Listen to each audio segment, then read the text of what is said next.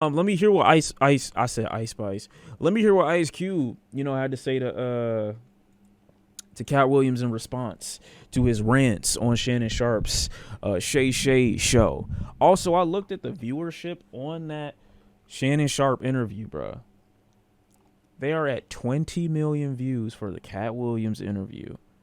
They have like 500,000 to 1,000,000 on every fucking clip. It is the most insane viewership I think I've ever seen for an interview. Hey all. At the gym and we'll check in an hour. Okay, have a good workout. But that is the most. Like, hold on, let me show you, because I can't even describe or do it justice. How viral that interview went, how well it did. Like, Jesus Christ. This is the other side. First of all, like, golly. Now look, first off, right? 17 mil just for the video alone. That's the first thing. 17 mil for the video alone. That's number one. 4 mil for the clip. 150 mil, 400K, 700K, 700K, half a mil, 400K, 400K, 200K, 500K, 100K, 350, like, and they're still clipping it. Videos are we watching today? They're still clipping it. It's not horrifically sad today, chill. They are still fucking clipping it. I'm not even talking about the cash that he would make. I'm just saying, like, out of pure virality alone. Like, the demand for anything having to do with that interview right now is insane. It's crazy.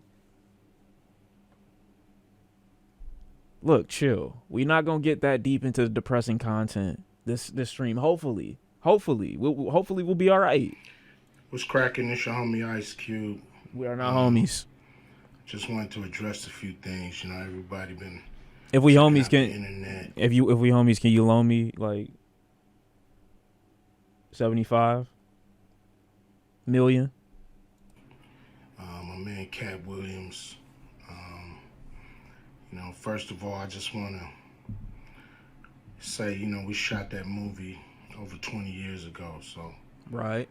you know, people have different perspectives, and it's been a long time. I also want to say, you know, every comedian that I've worked with, every comedian that I've put in a movie, I only put them in the movie because I thought they was funny. Okay. I thought they was perfect for the part. All right. I tried to put them in a position to win. That's what it's all about, you know. I don't, you know, I look at from, you know, Chris Tucker and Bernie Mac and Mike Epps, Katt Williams, you know, Rickey Smiley, Michael Blackson, Cedric. Oh my God. Kevin Hart. You know, all these guys I know are funny as hell. You know, I didn't discover them. You know, they were doing their stand up or doing their thing, and I knew that they were great and that they could act, and that you know, if I have an opportunity, I was gonna give them an opportunity. You know, to me, that's what it's all about. You know, as far as, you know, specific things, you know, Katt was 100 on a few things. Most of what he was saying, a couple things, you know. Bro, we are 2 minutes in. I've gotten zero information. Fuck. What are we doing? I just want to clarify. When we bring in a new, you know, comedian, we do have them try out for different roles. You audition, So, cool. Ricky did give Money Mike a No, shot. no. He said not audition. He's saying you could be interchanged with any different thing that we see fit. So basically, they could be doing something that they didn't even audition for. Cool, got it. But when we saw him, and, you know, we kind of saw how he moved and how he was, you know, auditioning, we decided that he would be a better, you know, Santa Claus. Okay, which was cool. to me the perfect casting. When we saw Mike, damn, I call him Money Mike. When we saw Katt, when I saw him, I just knew that he was perfect for Money Mike. And Katt, said he wrote his role, which, the role was written, but he enhanced it. This is why Katt. Y'all gave him some creative control over the role, which is fine. So dope in the movie. Which is what you should do, given that you're talking to a comedian. Money Mike had a small role, about as big as the Santa Claus role. I'm gonna save you the time, bro. Says a lot of nothing, but between the lines says Katt Williams didn't lie. So why is he making this video like it's a tell-all? Like he's responding to like a assault allegation or some shit like that. Like, I was not there on this day. I didn't know what happened or what could have occurred at this particular time. Like, it's an interview, bro. Like, either he facts or he no facts. He was giving us such magic that we kept expanding his role and giving him more to do because he was on point. Come on, bro. When we shoot these movies, for one, the scripts are fire, or they wouldn't even do it. The scripts are laugh out funny. But we shoot the script, but once we get... Why it still feel like normal speed? From the script, we let the comedians ad-lib, riff, play with the words, do their thing. We give them a take where they can, or 2, 3 takes where they can go off and do what they feel. Right. Sometimes it makes the movie, sometimes it don't. When somebody gives you jewels, you want to try to make sure that makes the movie. So in the movie, there's the second thing I want to clear up. I would never scene in a movie, especially like Friday, where you actually see this happening on camera. That ain't my style. If you check out any of my movies, they're not raunchy.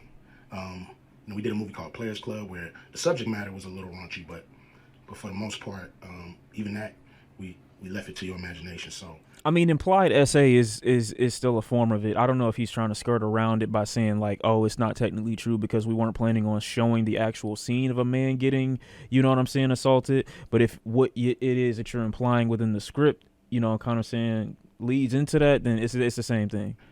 The only reason that kind of stuff was in the movie is because you have 3 villains in Friday After Next. You have Santa Claus stealing presents.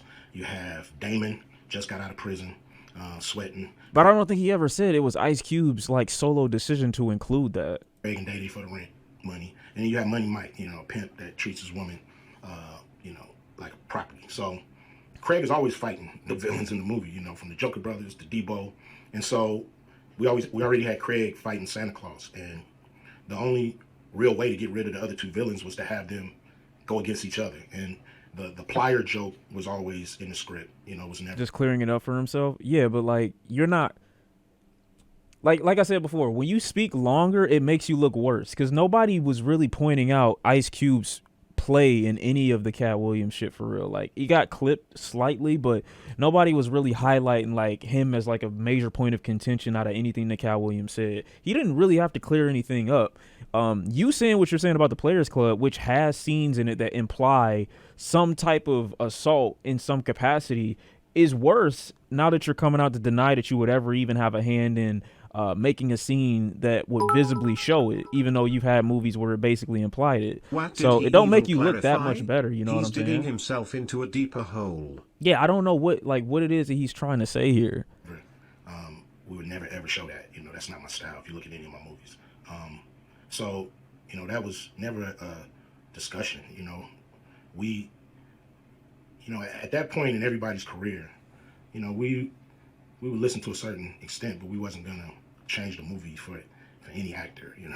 We do what we feel, and if it was it would have been in the movie. There was no reason not to shoot it, but that's not my style. I don't even like that kind of shit in movies. All right. On camera. See, nobody would have ever pointed out the hypocrisy of what you just said in the other movie if you never made this. And so, that was to me a little discrepancy there. Katt, he wrote a lot of his part because, like I said, he was giving us jewels, so we were keeping the camera rolling.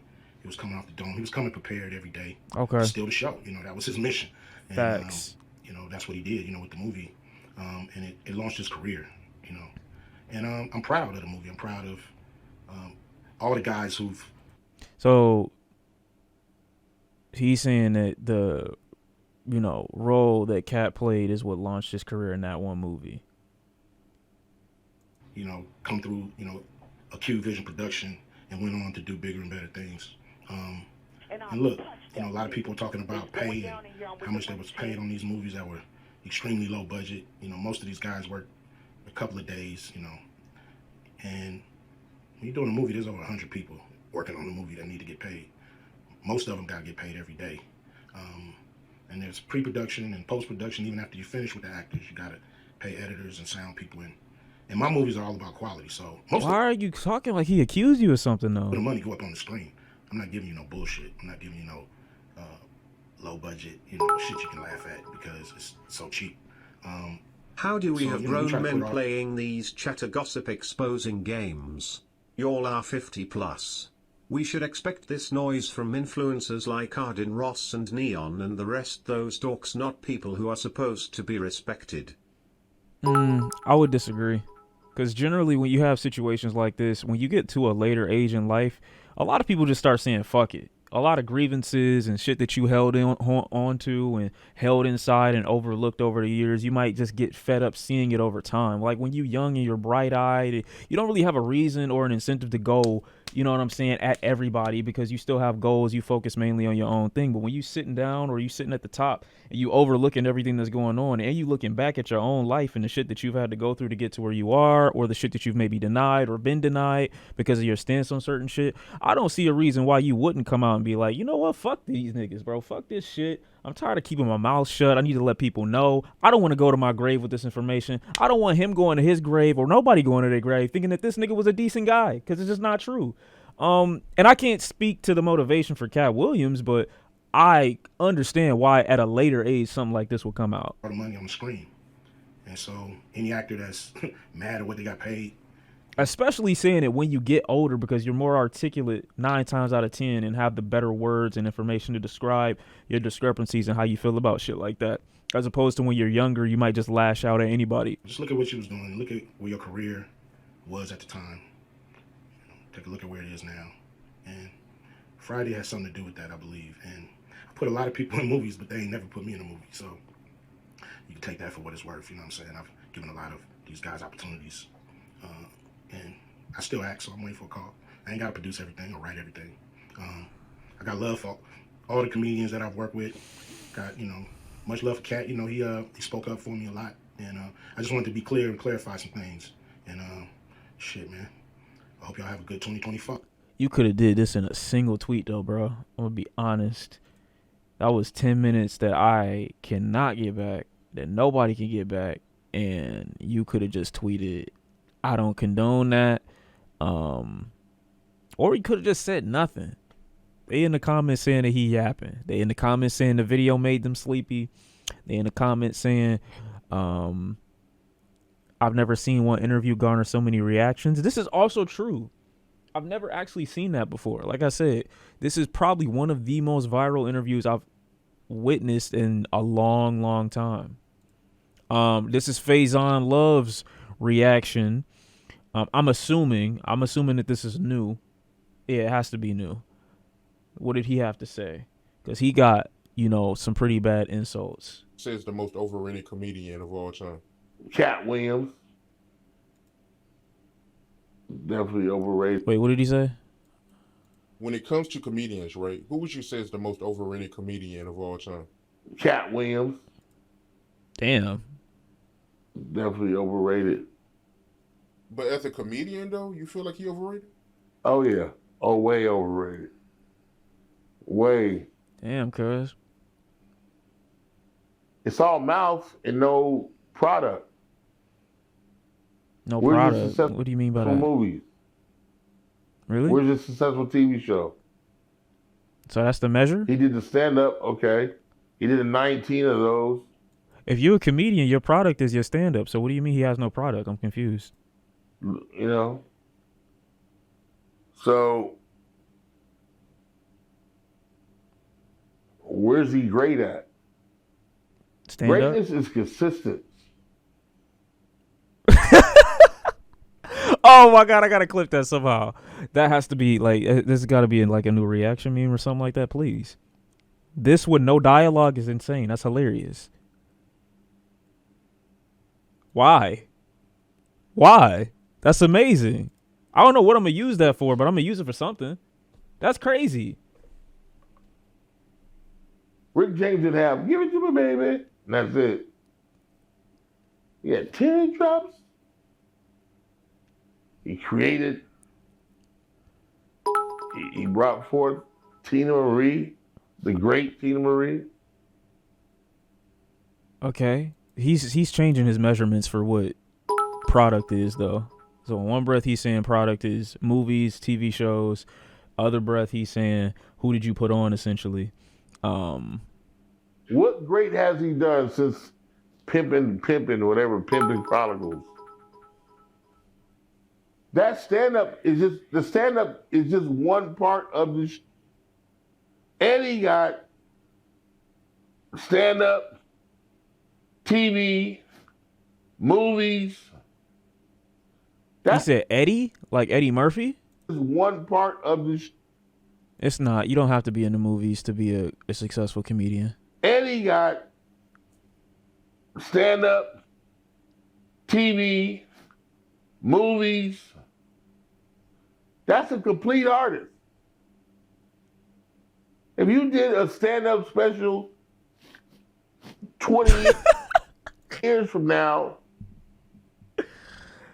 20 years ago, and you ain't said shit since then, it's a one-trick pony. What do you mean? Your trick is comedy. Even if you were in movies and TV shows and you did stand-up or you put people on, your trick is still comedy. But do you think the troubles in his personal life is the reason why he hasn't got you where he's supposed to be? Is this a romper? No, this fit is actually crazy. Is this a Chanel romper for men? It's not Chanel. It's like, what the fuck is that? Nigga, is that a Full Metal Alchemist signal? What is this? I don't know what this is. I don't know if these are shorts or if this is a full piece. Oh, you never heard of Richard Pryor? Oh, there you go. You ever heard of Richard Pryor? Yeah, of course. Yeah. Have you ever heard of Richard Pryor? What type of question is that? He lit himself on fire. Problems with the police. Richard Pryor's life, most comedians' life are turmoil. What does this have to do with? That's what it is. But the difference is he takes it on stage. That's what all y'all are supposed to do. Well, you don't have to necessarily to make a good joke. I got high over that vodka and cocaine, and I shot my car. That's a fuck meaning. Bill Cosby takes the little. Oh my God. These are the standards. It's okay. I'm gonna just let him finish. Simplest thing. Come on, man. And it's just brilliant. You got it, bro. I was going to feed my kids breakfast. Oh, nah. And I said, wait a minute. Cake has eggs, milk. Wow. Daddy makes a chocolate cake in the chocolate. It's brilliant. Wow. But he also, Cosby Show, touring. Like 60 women under his belt for another reason. I don't know why you're not mentioning that. If we talking about versatility, Bill Cosby might be the greatest one by his standards. Classic movies. You can't just do one fucking thing and you the man. Oh, that's the bush. Yeah, he did a lot. That's this lowering.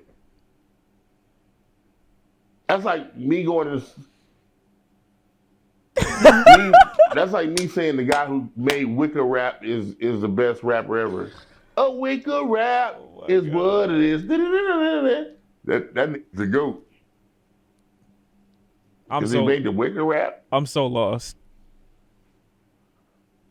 But your culture is the bar is so low. Culture? My nigga, what? The interviewer probably like, what the fuck do I respond? See, and that's what I'm saying. People gotta stop holding interviewers to this crazy standard, because what the fuck do I do with that? This nigga not passing me the rock. He's not even in the game. He's gone.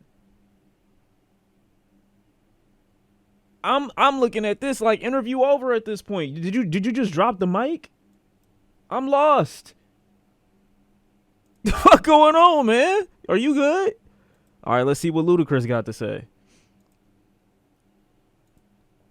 My heart is always this nigga rapping. Oh my.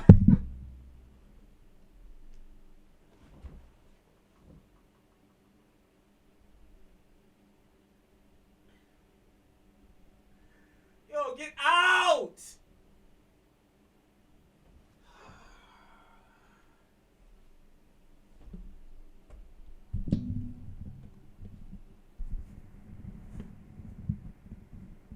All right, I'm gonna play it. I just didn't expect a freestyle out of this. fine wine. I'm aging like Benjamin. Gucci linens when I was born. Yo, Dick Wright is so crazy. It's on the rise. Comedians check your temperature. Okay, I got you. I see you. That was corny as fuck, but it was still good though. It was still good. That's good rapping. You feel me? That's good rapping. That's probably one of the corniest responses I ever heard though. But it's understandable because you are a rapper and you responded with raps. Ice Cube is also a rapper though. He didn't respond with raps. He responded with yaps. So I gotta give Luda his credit. He could have been way harsher given what Katt Williams said about his wife. He could have went crazy on that nigga for real. Let's not forget that. Let's not forget what Katt Williams said about this man's wife. It would have most men, you know what I'm saying, on edge, ready at his next comedy show to just catch this nigga lacking crazy. He's a bigger man than most. Let's just say that. You feel me? So let's not go too crazy. It was a corny response, but it was a response nonetheless. Doesn't change the virality of the interview. Doesn't really debunk anything that Katt Williams said. He's basically just clarifying the nigga that we had a meeting with wasn't in the Illuminati, but we did probably have a meeting. You know, he didn't deny being in that room. So as far as I'm concerned, point still stands. We just got a cool little freestyle out of it. Nice, not bad, you know? Not bad. Definitely the best out of the responses that I've seen so far from Cube, Faison, and Cedric so far. Not horrible. Not horrible. You should have went crazier on him, though, to be honest, because he was speaking crazy about your wife. Not gonna lie, bro. It said, Luda, you ate this rap up, but we still believe Katt Williams.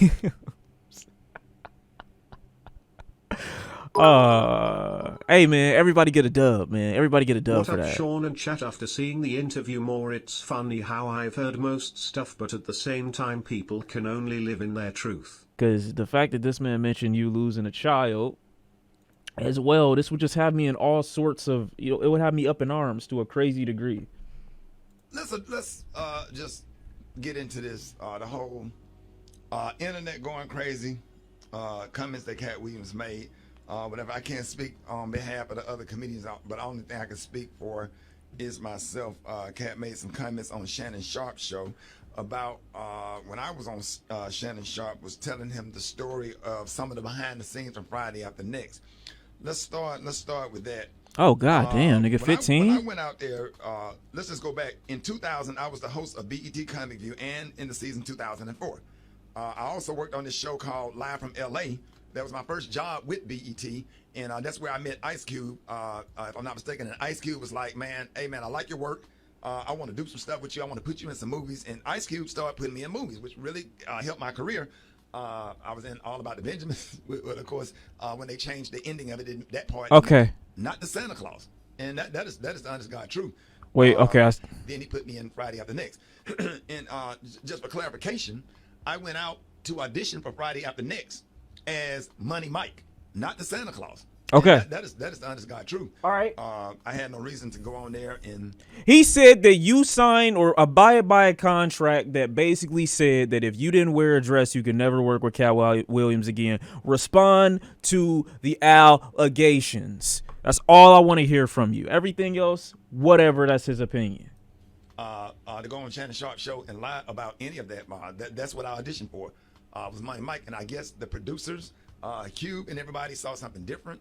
And I think that Money Mike character, Special K, was going to come off as kind of like just Do you remember when Katt Williams fought that 17-year-old I crying thought- face? I thought it was a middle schooler. I do remember that though. Crazy time. I think I was actually in middle school at that time, or I might have just been around high school age. I don't remember. Who was hanging around in the strip mall, who was just kind of being annoying and almost like a crackhead type of character. That was right. Just, so he was like 15. He was like 13. No, he was 17. Y'all don't know how the fuck old that kid was. He was a child. That's all I know. That's just a horrible situation. Chat, what you doing to yourself if you get beat up by a 13-year-old, 8th grader, 5'5"? He catch you with one real quick, sleep your shit. You getting up? Or you saying you had a heart attack? I guess when I know what I'm doing. Katt Williams did it, they added the whole pimp twist to that character, which was actually a better decision and made it funnier. Because ain't no way in the hell I could have executed that role like that, and I'm glad that they made that decision and they put me in a Santa Claus role, which was actually perfect. So when I got back to LA, they said, hey, your role has changed. You're going to be the Santa Claus. And here's the Santa. Black Tom Cruise, airing the school out next day. I'm afraid you're going to have to drop the black from your name and just call yourself Tom Cruise, because you are now a school shooter. Okay? Full white male, Mission Impossible 17. Claus suit, put it on, and here's your lines. Sat in the trailer, went over the lines, went over my stuff with Cube, and the rest is history. Had no reason. I just want to clarify that. Had no reason to lie about that. As a matter of fact, my manager at the time, Gary Abdo, who is still one of my best friends, who also helped start my career, and he's the owner of the Atlanta Comedy Theater in Atlanta. We got him on the phone. Just to clarify, Gary Abdo, good morning. Good morning, Ricky. How are you, my friend? Oh, I'm good, man. Just for clarification, you was my manager at the time. We went to LA together for the audition. Cube wanted to see us. What is your version? Yeah, well, we're old. I mean, he not going... That was for when they switched it up. Now we understand why. Katt came in, blew them away. He's an incredible performer. Okay. That was... You're corroborating his story. Ah, fuck. I didn't click the wrong button. Fucking... Oh, my... Damn. Fuck. Hold on. I'm about to reload. Let me re-encrypt. I'm re-encrypting. Hold on, chat. I'm almost back. Where were we at? 4 minutes? I'm here. Do it in this generation. It's over that gate. So, yeah, that right. was... The, I'm back. I'm back. And then there was no contract ever that in agreement with the first Sunday movie, because that was a whole different production directed by who just directed my Netflix special, David E. Talbert, about me playing Bernice Jenkins. That's something that David called me personally. David and Lynn are fans and have been fans of my work for a long time, and they was like, we want you to play Bernice Jenkins, and and here you go. And wait, Bernice Jenkins. So this is where you was a woman, or am I tripping? Like the pimp, I personally like the pimp better, but the Santa Claus role was just perfect for me. At the time, I was skinny and could run fast, so. And you could squeeze over that gate. So, yeah, that was the... I just wanted to clarify that. And then there was no contract ever that in agreement with the first Sunday movie, because that was a whole different production directed by who just directed my Netflix special, David E. Talbert, about me playing Bernice Jenkins. That's something that David called me personally. David and Lynn are fans and have been fans of my work for a long time, and they was like, we want you to play Bernice Jenkins, and and here you go. And that's what happened. And I went out there and shot that in one day, me and Red Grant. And that was a lot of fun. Right. And it had nothing to do with Katt Williams' contract or whatever. So I, you know what I'm saying? Like, that's convenient. A likely story. Chat, when I say likely, I mean unlikely. But, like, that's convenient. Huh. I respect Katt. definitely disappointed that you have to get on the air and explain something like this. But you know, that's the truth, and I don't know what else to say. So there it is. There's not much else to say. You know, it's indisputable that Katt played that role, killed it, built an entire career out of that one role that all of us. Nah, bro, that nigga said, I don't know how you could lose a child. Like, I'm sorry. These niggas are just different. Am I tripping? Or did Katt not say, I don't know how you could lose a child, and then blah, blah, blah. As soon as I hear that, I'm seeing red. Maybe he got other plans in the store. I don't know. But why are you still big up in this man after he said some shit like that? To me, that's crazy. You don't remember that? I remember that very well. What else does he know? Look at and go, wow, that's absolutely amazing. But it's also indisputable. You were auditioning for Money Mike. We were told you had the role. You just had to read one more time, and then that switched up. And the crazy thing about it is we had a conversation. When it came out, he said a lot of this 12 years ago, and we had a conversation because I was on 14th Street in Atlanta, right by the Four Seasons Hotel, and I was driving down the street with my granddad in the car, and I saw Katt Williams going across the street on 14th Street, and I said, Katt, what's up? Whatever, I just wanted to make sure we was good. He said, come over and have a cup of coffee with me, because he was walking over to Starbucks. And I went over, and he went in there and got the coffee. We was chopping it up or whatever. Just didn't even really talk about the issue or whatever. I said, hey man, I want you to come out and say hello to my granddad. My granddad is a fan. He came out to the truck. I'll never forget, I was in my Ford F-150, and I came out and spoke to my granddad. He hugged my granddad and wished him well. My granddad was like, keep doing what you're doing, young man. My granddad was living at the time. It was just me and my granddad in the truck. I mean, well, we all respect senior citizens to some degree. And we dapped it up, and that was it. I mean, that was it, and I thought that we were good. I didn't know that we had. You had your granddad with you. I'm not gonna start an issue with nobody, and they got their granddad with them, or they got their grandma. What would you do? You got to be a certain level of asshole. You know what I'm saying? To try to start problems with somebody, they out with their parents or they out with their grandparents or something like that's crazy.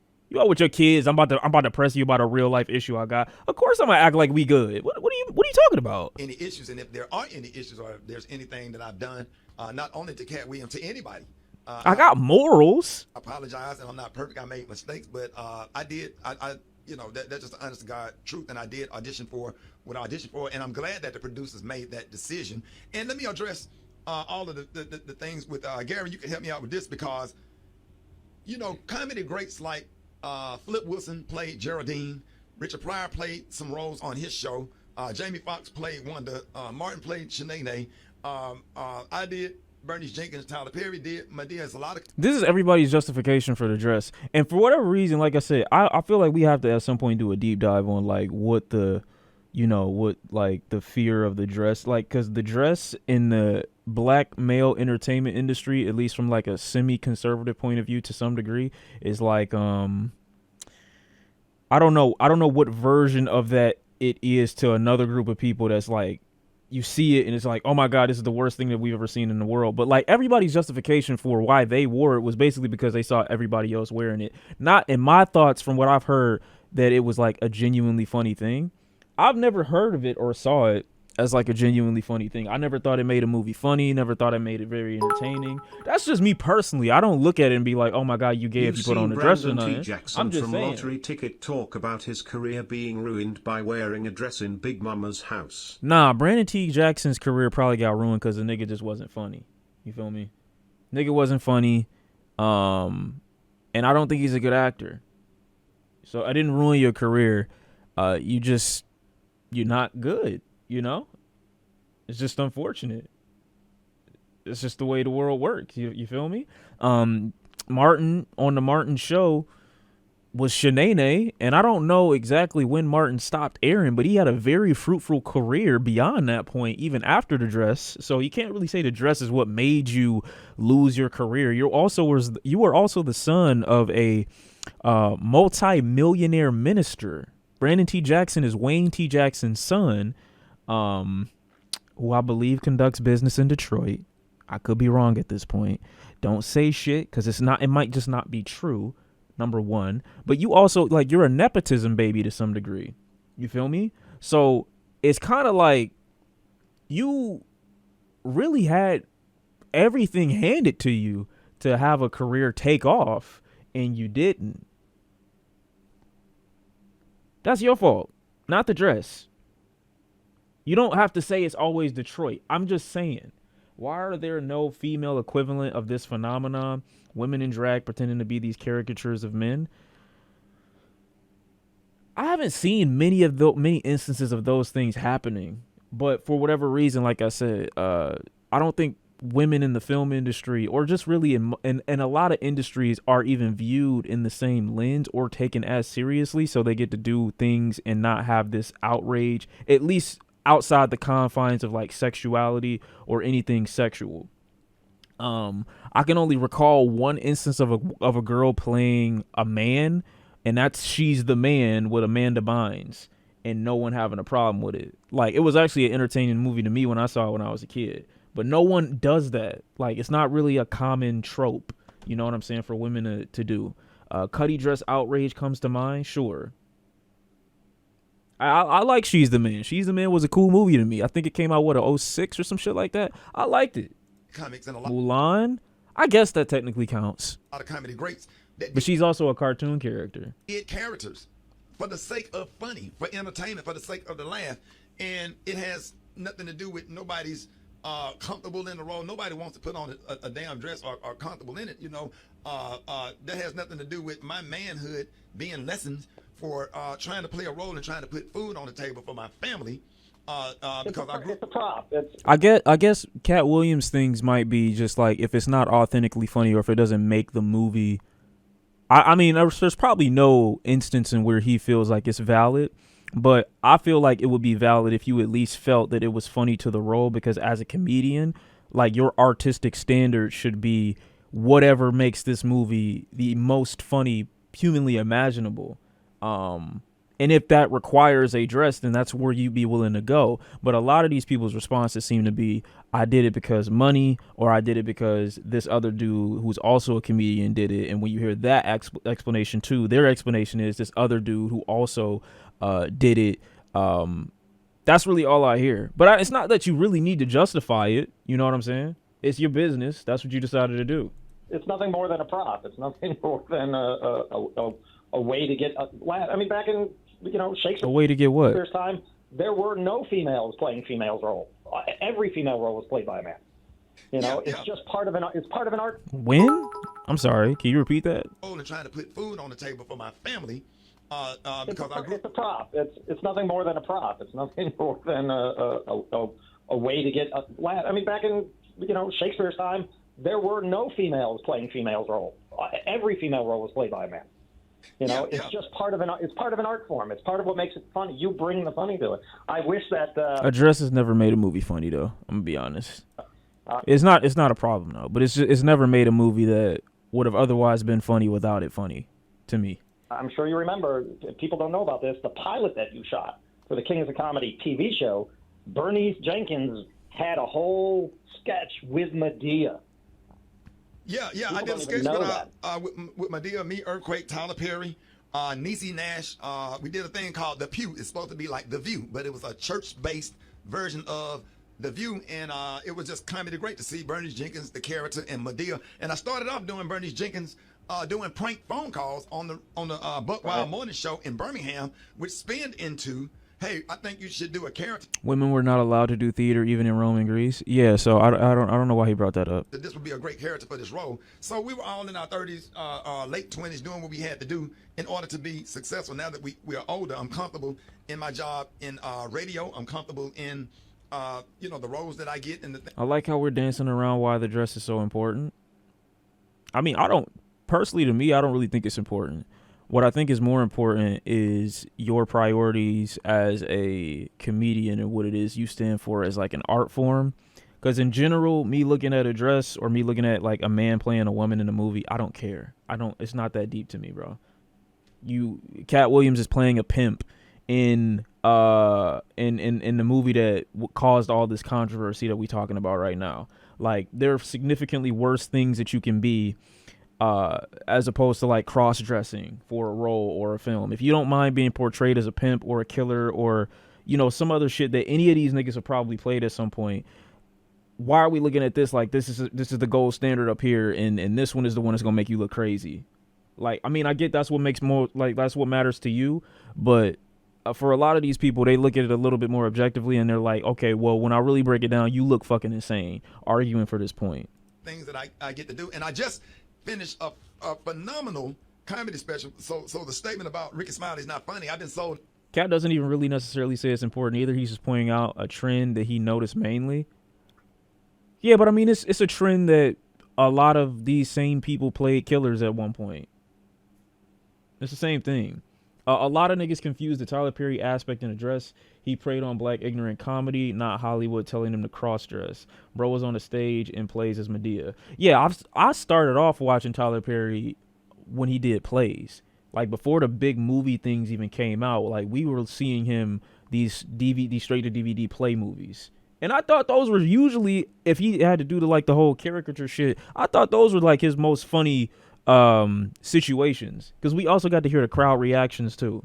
Out since '97. That part. Every single show I have done since '97, maybe not big arenas, but I pack up those theaters and have the ad shows and comedy clubs, and between radio and all of that and raising the family, I'm comfortable with. What makes me sad, I don't like the way that made my kids feel, and that's why I'm not gonna, go after him, because he has kids and family members and nieces and nephews also, and it hurts our family members and people that do love us when we say hurtful things about each other.